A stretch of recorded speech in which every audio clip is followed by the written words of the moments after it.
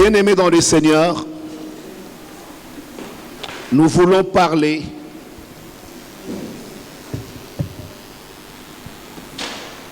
de la malédiction de la loi. Voilà pourquoi le message de cet après-midi s'intitule « Racheter de la malédiction ». Racheter de la malédiction. Nous allons lire rapidement Galates chapitre 3.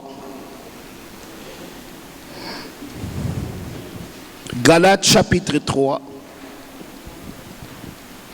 le verset 13, et nous terminerons la lecture au verset 14. Galates chapitre 3, le verset 13 au verset 14.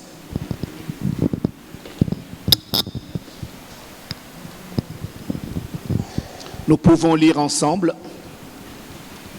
Christ nous a rachetés de la malédiction de la loi, étant devenu malédiction pour nous, car il est écrit, maudit est quiconque est pendu au bois. Alléluia. Le verset 14.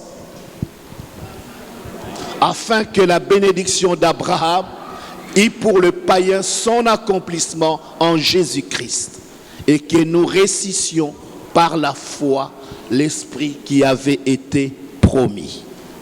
Alléluia. Bien-aimés dans le Seigneur,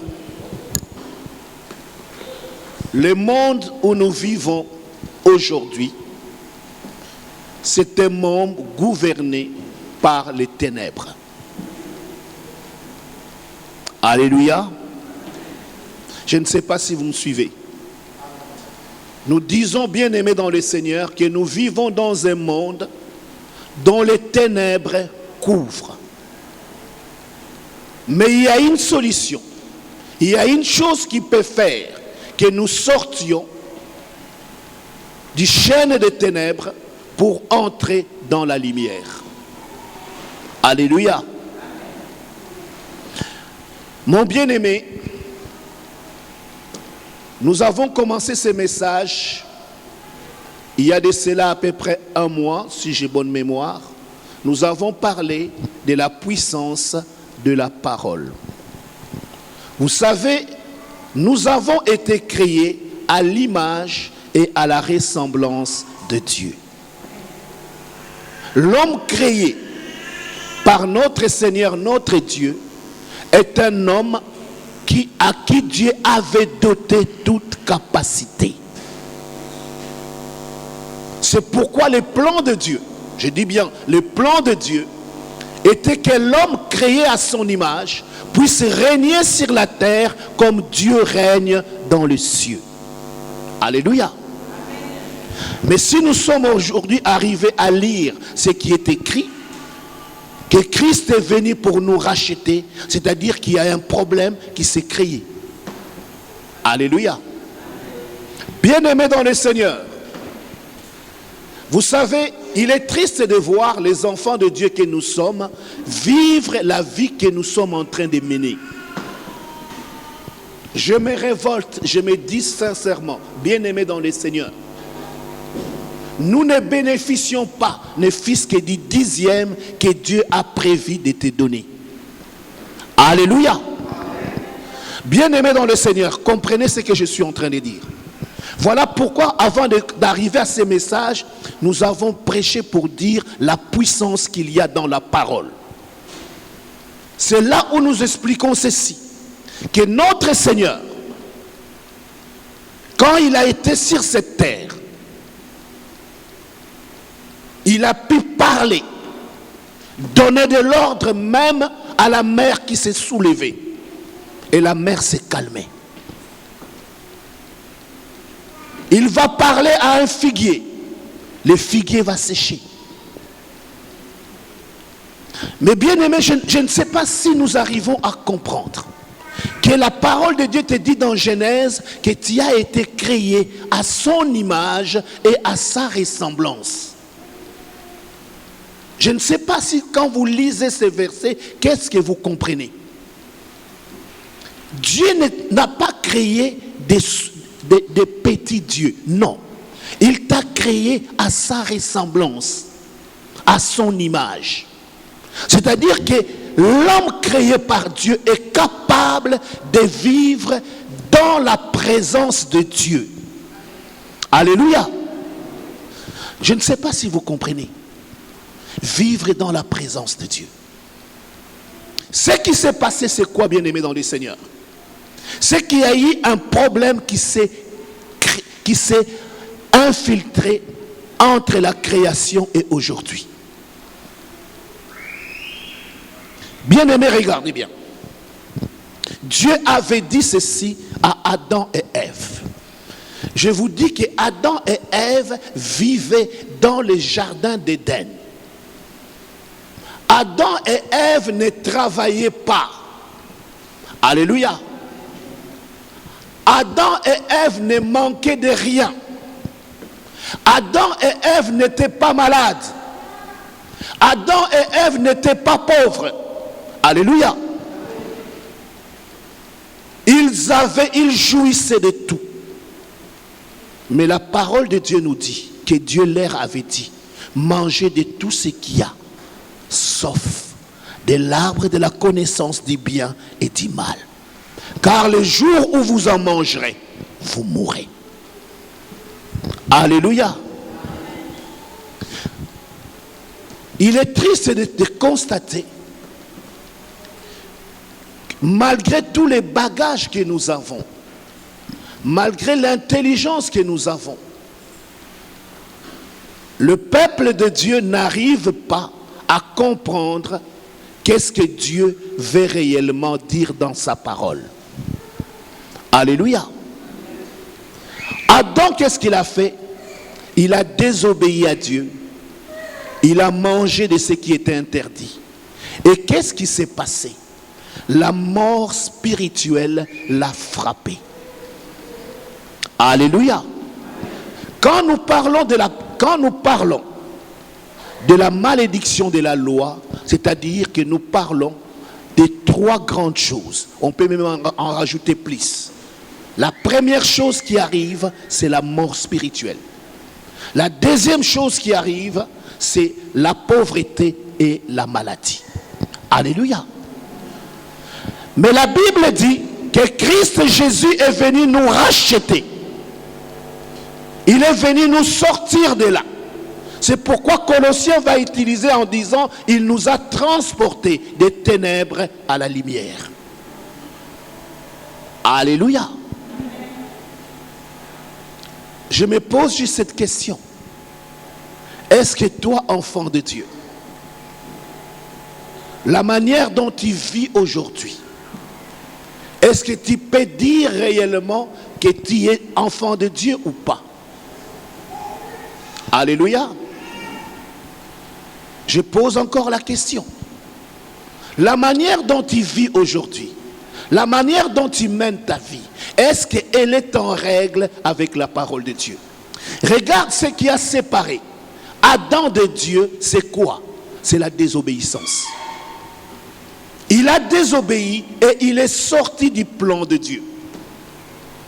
Il s'est séparé de Dieu. Quand nous parlons de la mort spirituelle, nous parlons de la séparation de l'homme avec Dieu. C'est-à-dire qu'il n'était plus dans la présence de Dieu. Est-ce que tu te poses cette question de savoir que quand tu désobéis à Dieu, tu sors de sa présence? Alléluia. Bien-aimé, vous savez, Adam et Ève, peut-être on dit ce que beaucoup de gens disent aujourd'hui. Mais Dieu avait dit, si je mange de cet arbre, je mourrai. Mais regarde, je ne suis pas mort. Alléluia. Il a vécu 900 ans. Mais il a vécu sans Dieu. Je ne sais pas si vous comprenez. La parole de Dieu dit dans Genèse que le soir, Dieu parcourait les jardins. C'est-à-dire qu'il parlait face à face avec Adam. Alléluia.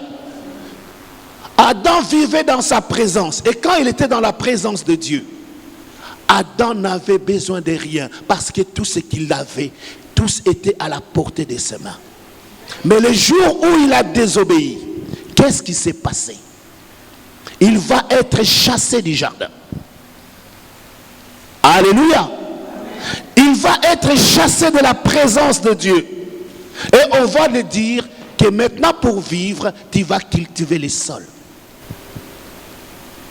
Mon frère, ma soeur, cela peut sembler être quelque chose de très petit. Mais je vous dis, c'est là où les enfants de Dieu n'arrivent pas à vivre selon la volonté de Dieu.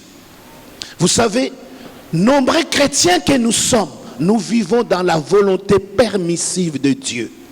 Parce que tout simplement, nous sommes incapables d'obéir à la parole. Alléluia. Alléluia. Mon frère, quand tu désobéis, tu sors de la présence de Dieu. C'est que Adam a vécu. Aujourd'hui, l'humanité entière est en train de le vivre. Mais la parole de Dieu te dit cet après-midi que Christ Jésus est venu te racheter. Il est venu te racheter de la situation présente que tu es en train de vivre. Christ Jésus veut te faire du bien. Alléluia. Et c'est là où il te dit, mon bien-aimé dans le Seigneur, peut-être que tu ne l'as jamais fait. Ou tu l'as fait mais tu n'as pas compris. Parce qu'aujourd'hui, quand nous lisons la parole de Dieu, nous commençons à comprendre. Parce que la Bible dit que l'évangile est voilé, mais il est voilé pour ceux qui périssent. Alléluia. Et beaucoup de personnes dans l'église, je m'excuse de le dire de cette manière-là, sont de morts spirituels. Alléluia. Et si nous persistons à cela, bien aimé, le seul endroit où nous irons, c'est dans les temps de feu. Que personne ne vous trompe. Alléluia. Peuple de Dieu, le temps c'est maintenant. C'est aujourd'hui où nous devrons changer. Et je tiens à vous dire que la parole de Dieu est réellement puissante. Et que cette parole est capable de créer le miracle. Là où rien n'existe, la parole de Dieu produit afin de ramener à l'existence ce qui n'est pas. Mais tout simplement, la parole de Dieu dit, Dieu cherche des hommes et des femmes, mais il n'en trouve pas. Alléluia. Alléluia. Ne veux-tu pas être cette personne? Vous savez, bien aimé dans le Seigneur, on peut dire ce qu'on veut. Chaque personne est libre de penser ce qu'il veut. Mais j'ai toujours eu beaucoup de respect pour des hommes de Dieu. Pourquoi? Parce qu'il y a des personnes qui se sont sacrifiées, qui ont sacrifié leur enfance, leur jeunesse, et qui jour après jour vivent dans la crainte de Dieu. Alléluia. Et de tels hommes, je dis, gloire soit rendue à Dieu. C'est pour te dire ceci, bien aimé, Dieu n'a pas changé. Dieu n'a pas d'enfant chéri. Il faut que nous le sachions. Dieu n'a pas d'enfant chéri que non, il aime cela, il n'aime pas. Non, il est un Dieu d'amour. Alléluia. Ça dit que de la même manière qu'il aime ce qu'il a élevé, toi aussi. Mais ce qu'il te faut, il faut payer les prix. Alléluia. Vous savez, si vous ne comprenez pas, nous sommes dans une génération qui est en train de se perdre. Les diables, peut-être qu'on ne les voit pas. Mais vous savez, les réseaux sociaux ne sont pas venus nous arranger. Bien aimé, je vous dis ce qui est vrai. C'est pourquoi, si vous pouvez sortir de vos Bibles et iPhone, sortez. Allez racheter des Bibles et papier. Alléluia. Bien aimé, vous savez, personne ne va me dire que lui, il est fait de fer. Il n'y en a pas. Nous sommes faits des émotions et des sentiments. Alléluia. Tu es en train de consulter, peut-être tu veux lire la Bible dans ton iPhone. Mais maintenant, ils ont ajouté des applis. Dès que tu ouvres, on t'envoie des messages. Tu ouvres pour lire la Bible, tu tombes, un pasteur est tombé. Il dit, ah, il y a les sous. Mais tu n'étais pas parti voir les pasteurs. Alléluia. Tu étais parti lire la Bible. Tu veux savoir de quel pasteur il s'agit. Donc tu vas perdre ton temps à chercher à comprendre cette histoire. Et tu vas te rendre compte que ce que tu devais faire, tu ne l'as pas fait. Mais ça, personne ne s'en rend compte. C'est pourquoi, regarde bien. Aujourd'hui, tu vas voir quelqu'un qui est parti, revient. Mais pourquoi tu reviens? Parce qu'il n'a pas son téléphone. Ça dit que le téléphone est devenu indispensable. Ce n'est pas pour qu'on vous t'appelle, non. Ça n'a rien à voir. Et tu vas voir qu'aujourd'hui, même pour conduire une voiture, tu as besoin d'un téléphone. Mais moi, je ne connaissais pas Paris, mais je connais Paris comment? Parce qu'il n'y avait pas de téléphone. Hein. Parce qu'il fallait chercher et trouver l'adresse. À force de chercher tous les jours de cette manière-là, tu vas connaître la ville par cœur. Or, aujourd'hui, beaucoup de gens ont même parfois fait 10 voyages quelque part, mais ils ne savent pas le chemin qui y conduit. Parce que c'est le téléphone qui l'amène. Alors, le jour où le téléphone se trouve en panne, il n'arrivera pas. Pourquoi tu n'es pas venu? Mais le téléphone s'est fermé. Je n'avais pas chargé. Bien aimé, je ne sais pas si vous arrivez à comprendre la dépendance. Mais on nous dit que Christ est venu nous racheter de la malédiction de la loi. Mais nous-mêmes, nous rajoutons malédiction sur malédiction. Alléluia. Bien-aimés, nombreuses personnes souffrent. Ce n'est pas parce qu'il y a les sorciers du village. Non. C'est parce que l'incrédulité est en train de gagner ta tête. Alléluia. Nombreuses personnes échouent parce que tout simplement, nous nous séparons de plus en plus de Dieu. C'est pourquoi, bien-aimé, commencez à faire l'inventaire et voir autour de toi tout ce qui est devenu aujourd'hui comme obstacle. Quand nous lisons la parole de Dieu, la Bible dit, dans 2 Corinthiens 10, il dit ceci. Il parle de forteresses. Il nous dit quoi? De renverser les forteresses. Les forteresses des raisonnements. Mais aujourd'hui, bien-aimés dans le Seigneur, nous rajoutons des forteresses sur des forteresses. Et après, nous nous posons la question, pourquoi ça ne va pas? Et pourtant, je gêne. Mais bien aimé, ton gêne n'est plus comme les gênes que tu faisais avant. Alléluia. Peut-être que tu ne l'as jamais remarqué. C'est pourquoi, bien aimé, ça je tiens à vous le dire parce que c'est très important. Il faut que l'Église reprenne les habitudes passées. Sortons quand nous voulons prier. Je comprends pourquoi on demande quand on entre dans un avion. Dans un avion, tu veux voyager, on va te dire ferme ton téléphone. Et tout le monde ferme les téléphones parce qu'il ne veut pas que l'avion tombe. Alléluia. Si tu peux faire un voyage de 8 heures sans téléphone, est-ce que tu ne peux pas passer un culte de 2 heures sans téléphone? Bien-aimé, quand tu pries, ferme ton téléphone. Tu es en train de prier, oh Seigneur, tu dis, ah, tonton, Zelena, tu arrêtes tout, parce qu'on t'a dit c'est ton argent, donc tu arrêtes tout, tu vas chercher l'argent. Je ne sais pas si vous comprenez. Est-ce que nous sommes en train de comprendre ou pas?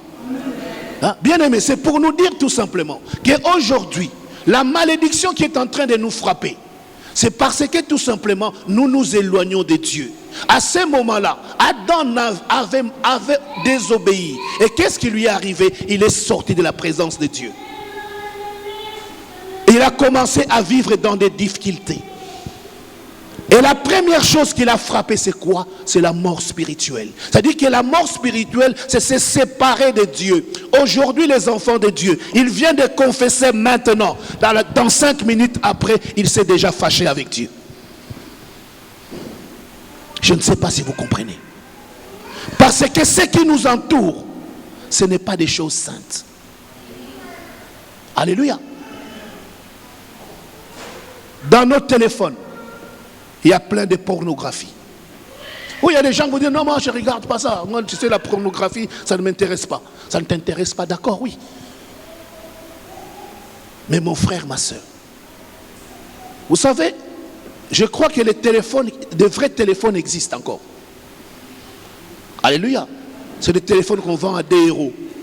Hein? tu peux avoir ce téléphone-là, on t'appelle, tu réponds. Il n'y a rien à l'intérieur, il y a juste le téléphone. Mais ça, personne ne le veut. Même s'il le trouve par terre, qui marche, il va donner à la police des rangs à la personne. Mais bien aimé, si vous ne comprenez pas cela, c'est pour nous dire tout simplement, nous allons droit au fait. Je vous le dis clairement. Dieu n'a pas eu pitié des enfants d'Israël. Il n'aura pas pitié de toi. De toute manière, ça, il ne le sait même pas. Parce que quand il te sépare de Dieu, tu n'es plus dans sa présence, il ne te voit plus. Alléluia. Il ne te voit plus, donc il ne te sait plus. Il ne te connaît plus. C'est pourquoi, bien-aimé, le temps c'est maintenant. Quand nous naissions de nouveau, nous devons prendre réellement un nouveau départ. Alléluia. Quand nous naissions de nouveau, donc nous commençons un nouveau départ. C'est ce qui a été dit à Nicodème. Comprenez bien ce que je suis en train de dire. Nicodème, c'était un docteur de la parole. C'est-à-dire que c'est lui qui enseignait la parole. Alléluia. Mais Dieu, Jésus va lui dire, si tu n'es né de nouveau, tu ne verras pas, tu n'entreras pas dans le royaume. C'est-à-dire que pour entrer dans le royaume, ce n'est pas la parole que tu prêches. Alléluia. Ce n'est pas la parole que tu parles, mais c'est ce que tu fais, c'est ce que tu vis. Est-ce que tu vis la parole de Dieu? Dieu te dit, quand tu pêches, tu sors de sa présence. Or, aujourd'hui, les enfants de Dieu n'ont pas peur de pécher. On n'a pas peur de cela. C'est comme si nous nous disons, ce n'est pas grave, je vais pécher, mais ce vendredi, on a dit à veiller des prières. Ben écoutez, je vais aller faire la veille des prières, je vais me repentir. Tu te repens. Le matin, juste ça commence, tu recommences déjà. Mais mon frère, ma soeur, il faudra que les jours où Jésus reviendra, que nous soyons réellement dans la veille des prières. Alléluia. Mais si nous ne sommes pas dans la veille des prières, ça sera compliqué. Parce que Dieu n'aura pas souci de toi. Aujourd'hui, il te dit, aime ton prochain comme toi-même. Alléluia. Combien de personnes aujourd'hui aiment leurs frères ou les trucs comme eux-mêmes? Combien y en sont? On regarde la personne, dit non, celui-là je l'aime, d'accord, mais celui-là, il est en train de venir par là. Tu n'allais pas partir à gauche, tu dis non, non, non, je pars à gauche parce que tu ne veux pas le voir. Mais bien aimé, si nous ne pouvons pas aimer nos frères et sœurs, comment voulez-vous vivre la grandeur et la gloire de Dieu? Si nous ne voulons pas sortir du péché, comment voulez-vous vivre la gloire et la grandeur de Dieu? Adam, qui a vécu dans la présence de Dieu, a été chassé de cette présence. Et la mort spirituelle l'a frappé. Vous savez, la mort spirituelle, c'est elle qui commence une série de malédictions. Quand tu vis loin de Dieu, bien-aimé, que tu le veuilles ou pas, tu vas voir, c'est à quoi tu avais peur, tu n'as plus peur de cela. Aujourd'hui, je suis en train de rappeler à toute la jeunesse, vous savez, la vie que nous sommes en train de mener n'est pas bonne. Alléluia. Nous sommes en train de vivre pire que les païens. Tu vas voir des enfants de Dieu, des chantres. Mais va aller dans le monde, ils savent danser Fali mieux que les païens. Et ils te chantent la chanson du début à la fin. Quand on doit arrêter pour changer des trucs, il a déjà changé. C'est-à-dire qu'il est vraiment dans le tempo. Alors je pose la question, on est de Dieu ou du diable? Mais sachez une chose, on ne peut pas être les deux à la fois. Et j'aimerais vous rappeler une chose. Quand on sort de la présence de Dieu, on est avec les diables. C'est ce que Jean chapitre 8 dit. Je vais vous lire les versets pour que vous puissiez comprendre. Vous savez comment Jean 8 appelle cela? Jean 8, 44, si vous pouvez mettre les versets. Bien-aimés, nombreux enfants de Dieu que nous sommes perdus. Voilà pourquoi nous vivons dans la difficulté, dans des problèmes et des problèmes. Qu'est-ce que la parole de Dieu dit? Il dit, vous avez pour père le diable et vous voulez accomplir les désirs de votre père.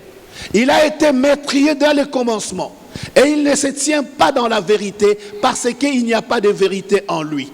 Lorsqu'il profère les mensonges, il parle de son propre fond, car il est menteur et le père de mensonges. Alléluia. Enfant de Dieu.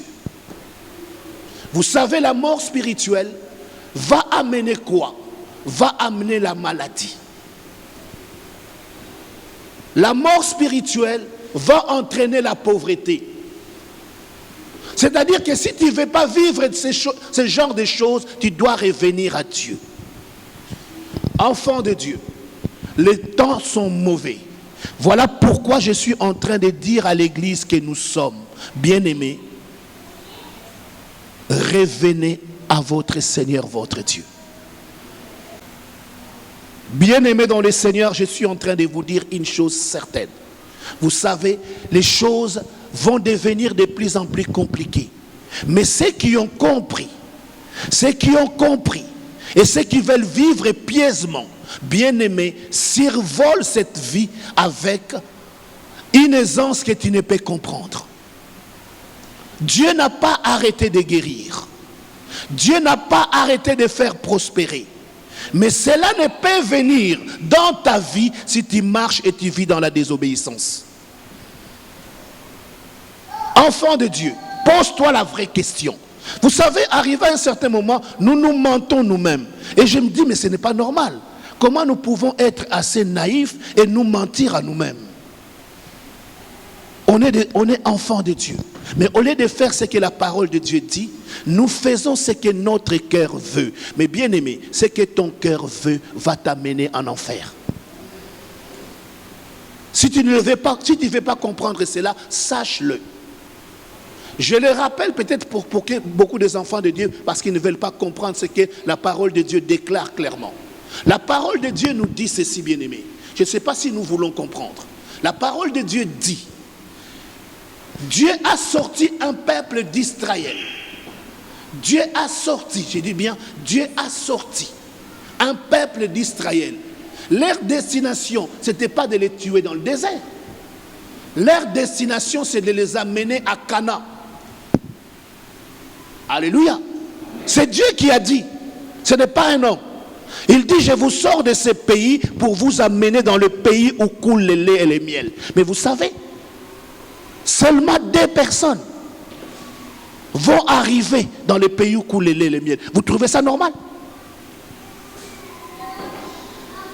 Tout ce monde-là, plus de 400 000, et Moïse avec, sont morts dans le désert. Et aujourd'hui, bien-aimés, nous sommes en train de traverser notre désert. Alléluia. C'est à toi de savoir ce que tu veux de cela. Mon frère, ma soeur, j'aimerais te dire clairement que l'évangile est réellement une puissance. Que quand on déclare la parole de Dieu fait effet. Dieu guérit, Dieu fait prospérer. Mais Dieu ne fait pas prospérer ses ennemis. Alléluia. Aujourd'hui, nous avons de bonnes raisons pour désobéir à la parole de Dieu. Mais il te dit cet après-midi simplement, je me résume en ces mots. Il t'a racheté de la malédiction de la loi. Et quand nous parlons de malédiction de la loi, nous parlons premièrement de la mort spirituelle. Et nous expliquons que la mort spirituelle, c'est la séparation de l'homme avec son Créateur. Quand il sort de la présence de Dieu, rien ne marche. Alléluia. Adam vivait dans un jardin, mais il a été chassé de ce jardin. Il a été mis dehors le jardin. Et aujourd'hui, beaucoup d'enfants de Dieu. À un moment, nous devenons des enfants de Dieu. Mais juste après, nous nous rhabillons en enfants du diable. Nous sommes des menteurs, des meurtriers. Enfants de Dieu, sortez de ces choses-là.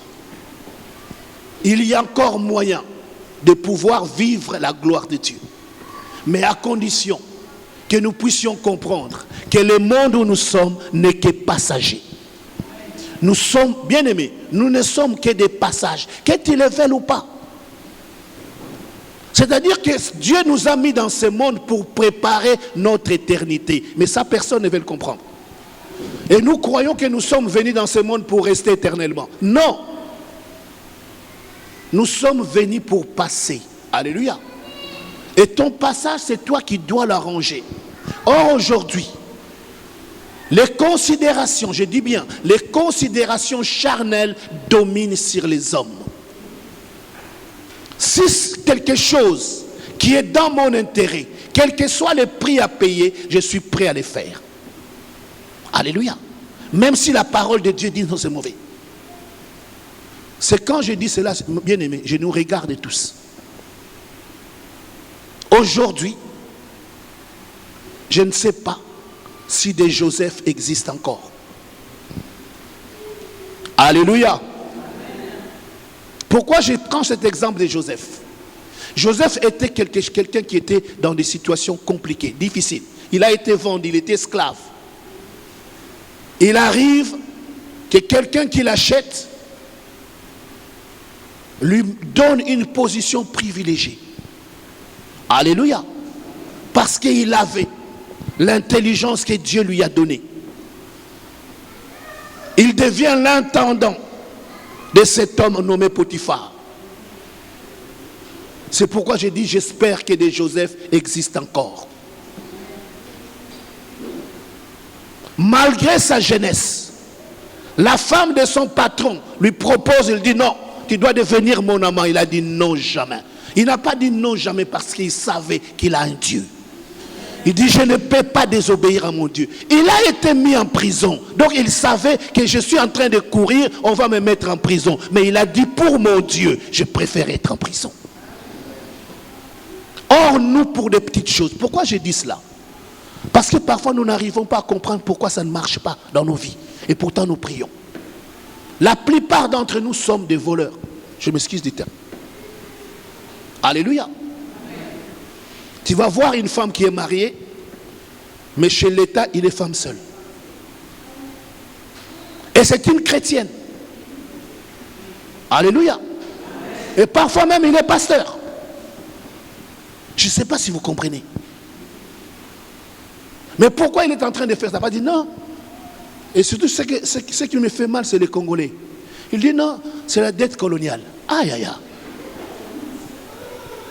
Donc les allocations familiales ici, ils ont pris des dettes coloniales chez toi. Et nous ne nous rendons pas compte, nous trouvons ça normal. Ça veut dire que nous pouvons nous corrompre juste pour des choses qui n'en vaut pas la peine. Alléluia. Il y a des personnes, juste pour... Il dit non, non, non, il y a l'assistante sociale là-bas. Si tu vas dire que ton mari est méchant, il va te donner à manger. Mais la personne va. Il dit... C'est un tyran qui est chez moi à la maison. Juste pourquoi? Pour qu'on puisse te donner à moi. Vous savez, ça veut dire quoi? Ça veut dire que nous n'avons pas de Dieu. Notre Dieu, c'est quoi? C'est le diable. C'est pourquoi que nous allons mentir pour que nous puissions avoir. Un enfant de Dieu ne peut pas faire ça. Alléluia. Un enfant de Dieu qui a la crainte de Dieu, quand il n'a pas, il s'agenouille, il demande à son Père. Et si Dieu est réellement ton Père, le ciel s'ouvre et la bénédiction va tomber dans ta vie. Mais comme nous ne croyons pas cela, nous savons que non, si je vais mentir, je vais avoir. Alors les mensonges s'est répandu. Nous vivons en cela. Et comme nous vivons comme cela, bien-aimés, qu'est-ce qui se passe? Nous sommes séparés avec Dieu. Alléluia. Nous faisons des prières, nous jeûnons, mais dans la réalité, quand Dieu te regarde, il ne te voit pas. Parce que tu sors de la prière, tu rentres là, tu prends le téléphone, assistante sociale. Oui, bonjour madame, c'est pour les rendez-vous que j'avais pris hier. Oui, quel rendez-vous? Ah ben je vous avais dit que mon mari c'était méchant, hier même il m'a battu. Mais il faut aller accuser à la police. Ah, vous ne savez pas. Mais pourquoi? Alléluia. Ne mentez pas, bien-aimés. Alléluia. Vous savez, nous déshonorons Dieu par notre manière d'être. Parce que tout simplement, la vérité dans nos bouches a disparu. On peut te poser une bonne question, tu répondras mal parce que tu vis dans le mensonge. Enfant de Dieu, aujourd'hui Dieu te demande une chose, c'est de revenir dans sa présence. Et pour revenir dans ta présence, il te dit, bien-aimé, si tu dois te repentir, repens-toi.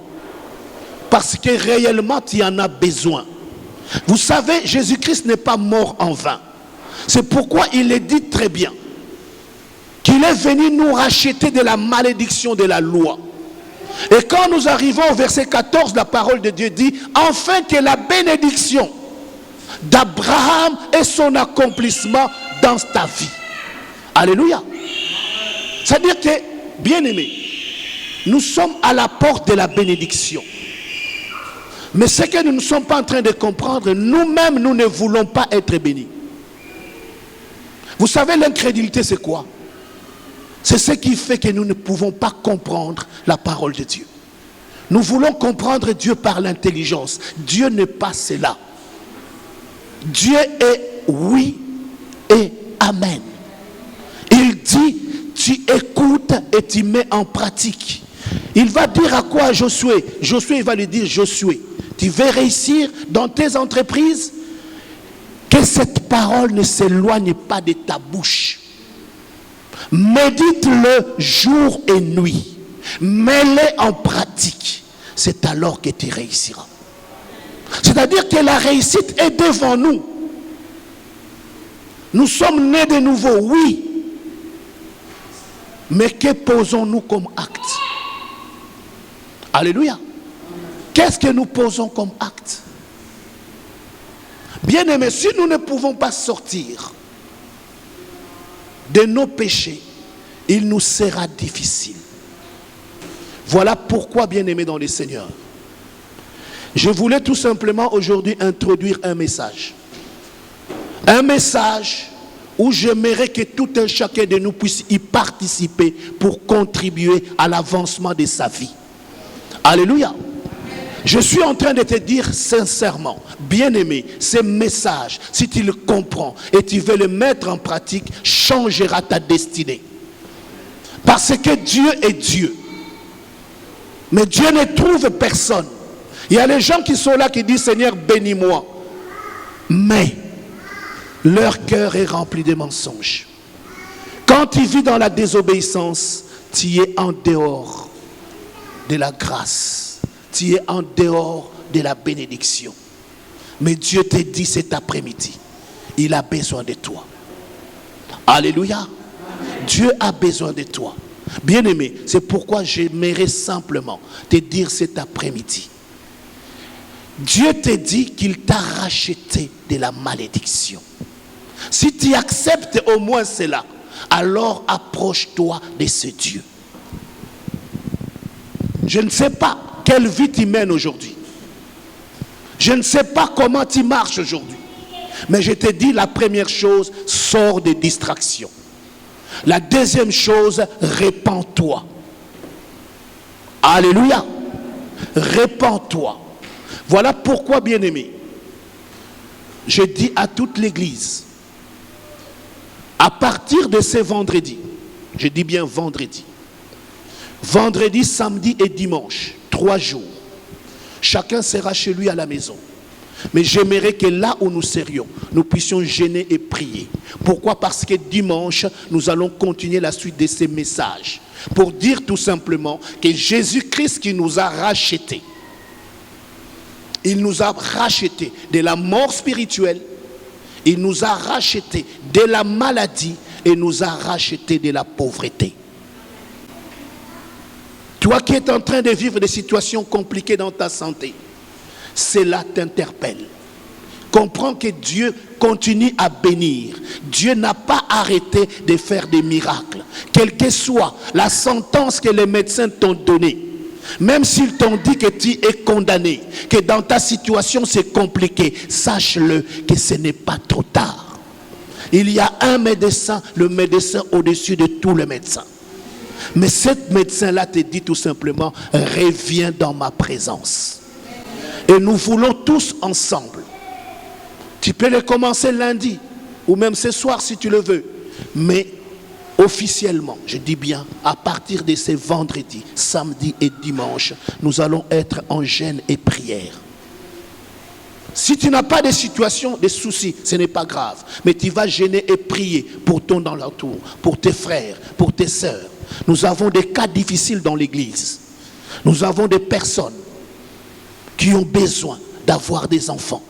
Nous avons besoin des enfants qui doivent être guéris. Parce qu'ils sont frappés des maladies que les médecins ne peuvent rien, où les médicaments n'existent pas. Mais nous savons que le Dieu que nous prions, son nom est Jéhovah Rapha. Il est l'Éternel qui guérit. Voilà pourquoi nous allons nous mettre tous ensemble à partir de ce vendredi pour prier, intercéder, car nous voulons que Dieu puisse nous accompagner pour ce dimanche. Alléluia. Nous allons nous lever et nous allons prier.